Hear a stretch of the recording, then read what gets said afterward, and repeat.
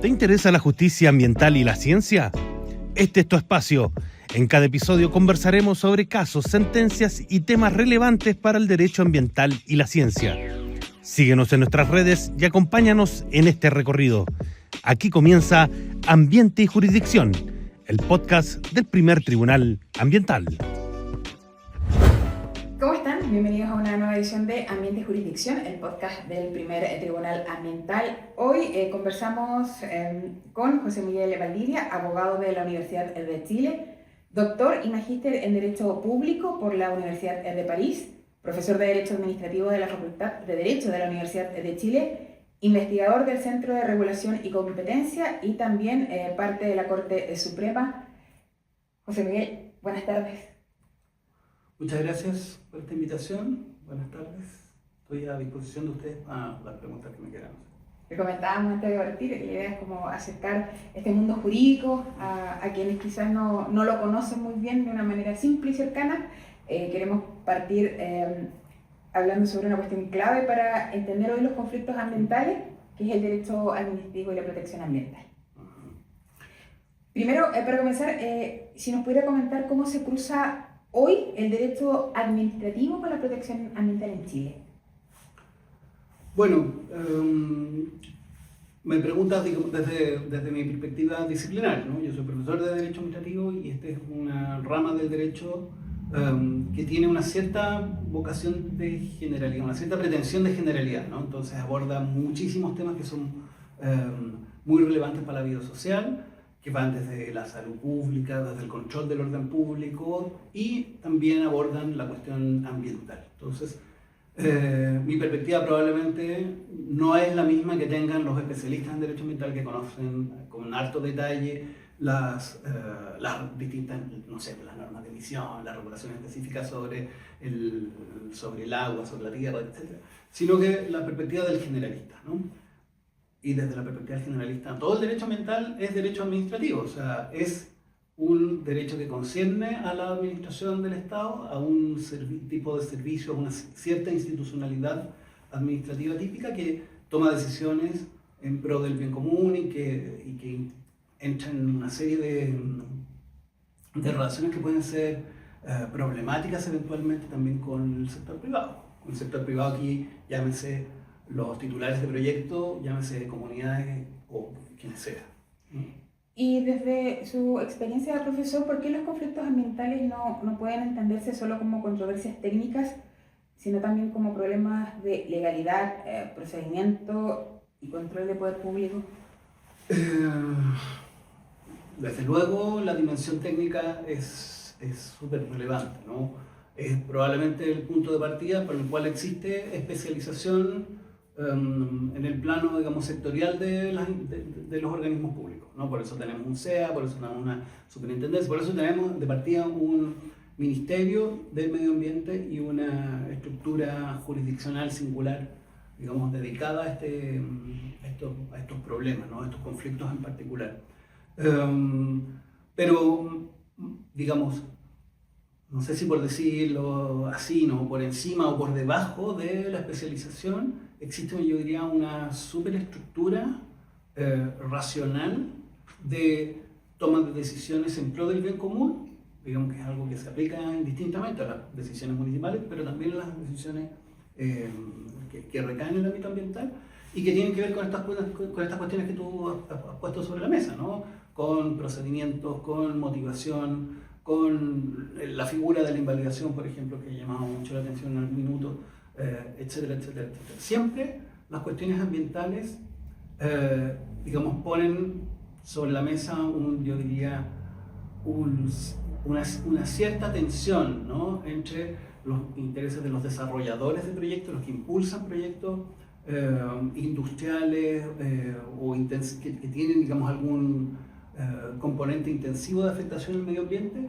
y los demás, todos los ciudadanos, los directamente concernidos porque viven más o menos cerca de ese proyecto, pero también los otros, ¿no? Y uno podría pensar que la catalización de esas tensiones es típicamente la pega de la administración, el trabajo de los servicios públicos, del ministerio, del gobierno, pero ese trabajo está, porque esto se desarrolla, digamos, no solamente en Chile, sino que estamos sujetos a un montón de tensiones internacionales, orientaciones del derecho internacional que van más o menos en la misma línea, nos dice, esto también tiene que resolverse en algún momento en tribunales. Alguien tiene que, digamos, resolver estas tensiones desde otra perspectiva, y eso lo hará, digamos, aplicando también esta superestructura teórica que la proporciona el derecho ambiental. ¿Y qué lugar usted considera que hoy ocupa el derecho ambiental dentro del derecho público chileno? Bueno, un lugar cada vez más importante, cada vez más significativo. Uno podría pensar todas las especialidades del derecho público son igualmente importantes en un plano teórico, ¿no? Cada vez más significativo, por ejemplo, el derecho del urbanismo, ¿no? Las cuestiones tributarias tienen su peso por sí solo, ¿no? La relevancia del servicio de impuesto interno o de la tesorería tiene un peso evidente, digamos, en nuestros problemas políticos sociales. Y la cuestión ambiental se ha ido tomando cada vez más un espacio dentro de la agenda pública. Tiene ya probablemente más de 20 años en Chile, digamos, donde hemos ido tomando el peso a la cuestión ambiental, hemos ido perfeccionando nuestra institucionalidad, hemos, digamos, creado organismos que se hacen cargo hemos tenido que mirar la cuestión judicial, digamos, con ojos diferentes. Entonces, ciertamente hoy día tiene un lugar de primer orden. Yo pensaría, digamos, que quizás los ámbitos de especialidad más expuestos, digamos, de mayor relevancia para la práctica estoy pensando desde luego para la práctica profesional del abogado, pero también para el sector, digamos, para el mundo popular. Yo diría que es el tema de los impuestos y probablemente en segundo lugar quizás la cuestión ambiental. Entrando a eso específico, a los permisos ambientales, por ejemplo, la motivación, en términos simples, ¿qué es lo que más tensiona hoy el sistema de evaluación ambiental? ¿Qué es lo que más tensiona esto aquí? ¿En qué sentido? La calidad técnica de los proyectos, la participación de las comunidades, la solidez jurídica de las decisiones. Bueno, esos tres aspectos son bien delicados, ¿no? Las tres cuestiones, digamos, se correlacionan de una manera bien significativa en el sistema de evaluación de impacto ambiental, ¿no? Puede haber algún problema con la formulación de los proyectos, es muy recurrente, es muy corriente en la práctica que los titulares de proyectos los retiren y los vuelvan a presentar y que esto ocurra varias veces, digamos, a lo largo de la vida de un proyecto antes de que una RCA vea la luz, ¿no? Antes de que se produzca este resultado, este desenlace positivo. Y esto tiene que ver con, bueno, probablemente con necesidades vinculadas a la reformulación del proyecto, que hay algunas variables que no se tomaron en cuenta, que son variables de índole técnico o variables vinculadas al relacionamiento con las comunidades. Pienso que también estamos en un momento que hemos pasado, digamos, en los últimos años por un momento de continuo empoderamiento de las comunidades en relación con los temas ambientales. Y esto, por cierto, que puede resultar problemático para los intereses de los titulares de proyectos, digamos, de los promotores de los proyectos, pero a mí me da la impresión de que es también una toma de conciencia ciudadana respecto de la relevancia de los temas ambientales. O sea, es súper importante que tengamos una comunidad alerta que está, digamos, vigilando acerca de las condiciones de implantación de industrias o de faenas mineras, qué sé yo, y que esté alertando, digamos, acerca de los problemas que eso puede implicar, ¿no? Dan cuenta de una participación de la ciudadanía muy activa en la vigilancia respecto de la ley ambiental. Y obviamente que eso introduce fricciones, ¿no? Pero yo no me atrevería a decir que son fricciones que hablan mal de nuestro sistema, sino que hablan más bien de la madurez de nuestro sistema respecto, digamos, a la relevancia de los conflictos ambientales. Probablemente nuestra institucionalidad no facilita la solución de las tensiones que hoy día existen en este plano y hace posible, digamos, que estas peleas se prolonguen por tanto tiempo. Probablemente ahí deberíamos poner un ojo, ¿no? Y en ese punto, profesor Valdivia, ¿dónde observa usted los principales puntos de fricción entonces entre discrecionalidad administrativa y deber de motivación en materia ambiental? Wow. A ver, el deber de motivación en materia ambiental, el deber de motivación ha sido, digamos, ha tendido a ser considerado como una de las herramientas más poderosas para luchar en contra de la discrecionalidad, para limitar un poco la discrecionalidad. La motivación es una exigencia que puede ser más o menos sencilla en varios casos, ¿no? Simplemente dar cuenta de las razones que te llevan a decidir cómo decides. Y eso, claro, en la toma de decisiones corrientes puede ser, digamos, una mención a un informe que está acompañado en la carpeta y de donde saca la autoridad las principales ideas para decidir. Pero en algún minuto, por las connotaciones propias del derecho ambiental, por la relevancia que pueden tener, desde luego, digamos, los impactos ambientales para la vida, no solo de las personas que pueblan este planeta en 2025, ¿no? Sino que para las generaciones futuras. Y por la incidencia también de la participación de las comunidades, o sea, por los derechos que ellas esgrimen. En algún momento la jurisprudencia de la Corte Suprema tendió a exigir una motivación, digamos, particularmente fuerte, ¿no? En materia ambiental. Y esto se ha traducido más o menos, ¿no? En la exigencia de que al momento de pronunciarse sobre un estudio de impacto ambiental, por ejemplo, tenga que hacerse cargo la autoridad de cada una de las observaciones que formulan las comunidades. Hay una cuestión de estilo, ¿no? En parte, podríamos pensar que todo esto se puede hacer más flexiblemente. Uno podría pensar en que se pueden agrupar las distintas observaciones que hayan formulado las comunidades para efectos de tratarlas en conjunto. No sé si tiene mucho sentido, digamos, imponerse esta obligación de analizar cada observación por separado. Por cierto, digamos, cada comunidad que ve que sus preguntas, sus observaciones, sus reclamos fueron tomadas en cuenta, ahí hay algo, digamos, que satisface exigencias también de ciudadanía y de dignidad de las comunidades. Nos tomamos en serio las comunidades y entonces por eso tenemos que tomar en serio también cada una de sus observaciones. Pero eso también redunda en que al final del día tenemos unas resoluciones de calificación ambiental que son extraordinariamente largas, son muy largas. Digamos, y su entendimiento, su lectura, digamos, bueno, es pega de especialista. Un no especialista le cuesta, digamos, o se pierde mucho ahí dentro. Y yo creo que además puede haber un problema, digamos, vinculado justamente a la extensión de esas resoluciones, ¿no?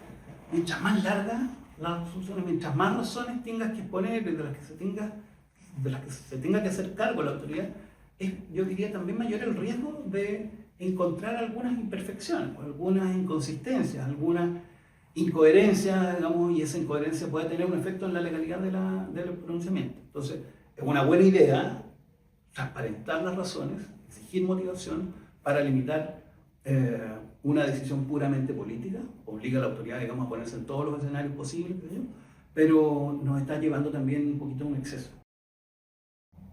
Y quizás en otra pregunta, ¿cómo debiera manejarse la incertidumbre ambiental cuando no existen certezas sobre los impactos? Bueno, hay una orientación que es importante para el derecho ambiental, ¿no? Y que es importante en otras dimensiones que tienen que ver justamente con los niveles de incertidumbre, que es el llamado principio de precaución, ¿no? El principio de precaución te dice, a falta de conocimiento científico, de todas maneras, toma la decisión que sea menos riesgosa, ¿no? Es una versión probablemente no muy compatible con la idea de proporcionalidad, ¿no? La idea de proporcionalidad siempre te dice, mira, trata de tomar la decisión menos gravosa posible. Y en cambio el principio de proporcionalidad nos dice, trata de tomar, incluso a falta de conocimiento científico, la decisión que mayor protección traiga a los bienes ambientales. Y bueno, hemos instaurado paulatinamente esa lógica en nuestras instituciones. Esto viene del derecho internacional, en varios países del mundo, digamos, tienen esta misma orientación jurídica. y nos permite, digamos, reaccionar oportunamente frente a dilemas ambientales que no sabemos cómo se van a comportar mañana, ¿no? Cómo se van a ir desarrollando las cuestiones vinculadas, por ejemplo, al cambio climático. Profesor Valdivia, usted ha trabajado en el tema de la invalidación en materia ambiental. ¿Qué rol cumple hoy esa herramienta dentro del sistema de control de los actos administrativos ambientales? He trabajado el tema, lo toqué en algún momento porque me pareció que era una rara avis, ¿no? Un animal raro que había sido introducido dentro del sistema de control ambiental, ¿no? Del sistema de los tribunales ambientales. ¿Qué es lo que pasó exactamente? En algún momento, digamos, durante la elaboración de esta ley, de la ley de tribunales ambientales, se llegó a la convicción de que el acceso de las comunidades no estaba suficientemente garantizado, digamos, en el acceso ante la justicia, ¿no? Ambiental no estaba suficientemente garantizado a través de las vías de recurso, de los caminos que se estaban exponiendo en ese minuto. Y entonces se inventó una especie de válvula de escape, que es la invalidación ambiental, ¿no? A falta de un camino de reclamación específico, se puede reclamar contra la RCA, se puede reclamar, digamos, contra las resoluciones que se pronuncien por el Comité de Ministros, por ejemplo. A falta de un camino específico se podía recurrir a la invalidación ambiental. Y con eso se generó un poquito un alien, yo pensaría, digamos, un invasor extraño que no sabemos cómo se va a comportar y que a veces toma formas bien voraces, digamos, bien impredecibles respecto de lo que se puede hacer. O sea, porque al final del día la invalidación significa básicamente, ¿no?, una corrección por parte de la autoridad respecto de una ilegalidad. Se te pasan los plazos de recurso y tú puedes pedir una invalidación. Entonces, eso genera un desorden extraordinariamente grande en la toma de decisiones. Si el sistema valorara, y esta es una idea, digamos, que yo creo que merece la pena tomar en cuenta, una idea, digamos, que en general es valiosa, si el sistema valorara una clausura temprana de las discusiones, no tendríamos la figura de la invalidación ambiental, que tiene un plazo extraordinariamente largo para ser planteada, tiene un plazo de 2 años. O sea, la autoridad, digamos, los actos administrativos, ¿no?, las decisiones relevantes, mediante la invalidación, están expuestas a una fragilización de 2 años de plazo. Esos 2 años son probablemente muy perjudiciales para la industria, para cualquier industria. Porque, digamos, yo pensaría, ¿no?, en el contexto probablemente de lo más sencillo, de un edificio, ¿no?, de la construcción de un edificio, de la industria inmobiliaria, ¿no? Si usted está sujeto, digamos, a una contingencia de 2 años de posibilidad de que un permiso sea votado, bueno, yo no me atrevo a meter plata, fierro, cemento, líneas de crédito, etcétera, digamos, durante los primeros 2 años de duración de mi permiso. Y eso en el plano ambiental tiene consecuencias que son mucho más críticas. Como estamos en presencia de proyectos que son más complejos que la construcción inmobiliaria. Entonces, probablemente, si tomáramos, digamos, más en serio esta variable de seguridad jurídica vinculada a la clausura temprana de las discusiones, no nos complicaríamos con la figura de la invalidación ambiental. La figura de la invalidación ambiental, yo creo que fue pensada en un contexto distinto, digamos, estamos pensando recién en los tribunales, a lo mejor hay que evaluarla a, no sé, 10, 15 años de distancia y pensar si nos ha servido o no ha servido de nada. Yo creo que es una complicación que en muchos casos mete más ruido de las que, digamos, sirve para resolver problemas reales. Y desde el punto de vista institucional, profesor Valdivia, ¿qué cree usted que han aportado los tribunales ambientales al control de la legalidad de la administración? Los tribunales ambientales son piezas muy importantes del control de legalidad de los actos de la administración en materia ambiental. Son tribunales especializados en el conocimiento de esas materias, prácticamente toda su pega, descontando la pregunta sobre las acciones de daño ambiental, la responsabilidad por daño ambiental, que es un tipo de litigio muy distinto, ¿no? Casi toda la pega es puro control de la administración, puro control de actos administrativos, es puro control de legalidad. Entonces ahí hay, como que dice, un laboratorio, ¿no?, de de pruebas de lo que puede implicar un control de legalidad de operaciones administrativas corrientes, que es un desafío que ahora, digamos, mirándolo como generalista, quisiéramos implantar en todas las áreas del derecho, digamos, y a lo mejor con una perspectiva más general, ¿no? Tener un control dedicado para los actos administrativos. Entonces, para nosotros, para los profesores de Derecho Administrativo, hablo aquí en esta calidad, ¿no? Es muy relevante que haya estos tribunales ambientales y que se haya ido desarrollando una cierta disciplina, una cierta jurisprudencia, ¿no? Probablemente esa jurisprudencia no es completamente uniforme, porque tenemos 3 tribunales ambientales que no están obligados a conversar entre sí. Entonces, es posible que en Antofagasta resuelvan algunas materias de manera distinta que en Valdivia o en Santiago, ¿no? Al final la unificación se hace a través de los caminos, digamos, de recursos contra la sentencia, probablemente contra la Corte Suprema, que cada vez tiene más dificultades en pronunciarse sobre el litigio ambiental, probablemente tiene, digamos, buenas razones para estar preocupada, digamos, de meterse en el litigio ambiental. Pero el resultado, digamos, es, yo diría, en definitiva, virtuoso, ¿no? Tenemos una disciplina que se está imponiendo, estamos haciendo que los tribunales hablen del lenguaje del derecho administrativo para controlar los errores, los abusos y los excesos en que puede incurrir la autoridad, digamos, en el procesamiento de las distintas peticiones que existen aquí, ¿no? Profesor Padilla, ya para ir concluyendo, me gustaría preguntar, ¿qué ve usted como necesario hoy en día ajustar en las reglas sobre invalidación, fiscalización o sanción para fortalecer la certeza jurídica sin debilitar la protección ambiental? A ver,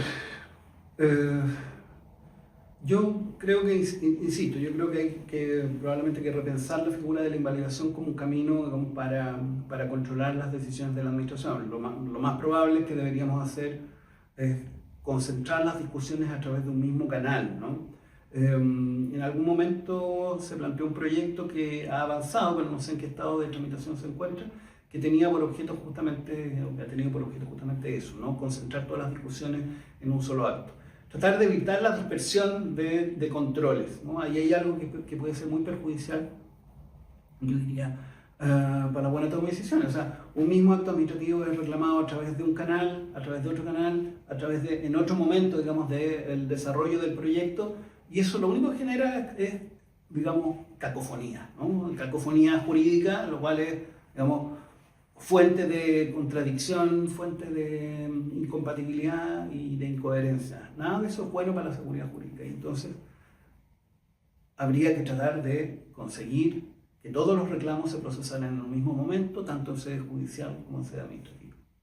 Pero probablemente por ahí hay un camino, digamos, que explorar.